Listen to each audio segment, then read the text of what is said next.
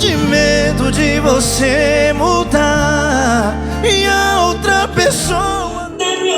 Segunda parte, Ed Brito e Samuel. São os apelos de quem canta e chora, porque seu ex agora não quer ser mais ele. E essa dupla que desponta pelo meio do universo sertanejo. Música essa aí que teve a produção de Rick Solo e Marquinhos Nascimento. Ed Brito e Samuel. O Ed Brito uma vez ganhou um violão ainda quando era criancinha. Foi por participar de um prêmio no show de calouros. Na época, ele e Samuel moravam na cidade interiorana de Silvanópolis, no estado de Tocantins. Vindos de família cigana, os artistas resolveram apostar com força no sonho de cantar e estar entre as grandes estrelas e artistas do meio sertanejo.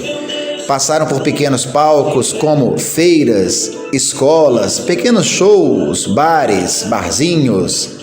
Há alguns anos, buscando novas oportunidades, a dupla se mudou para Goiânia.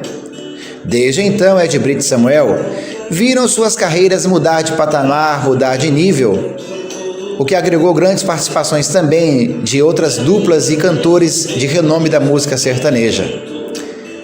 Esse trabalho aí teve a produção de Rick Solo, da dupla Rick Renner, junto com Marquinhos Nascimento. E aqui falei a segunda parte da história de Ed Brito e Samuel, essa dupla que desponta no meio sertanejo.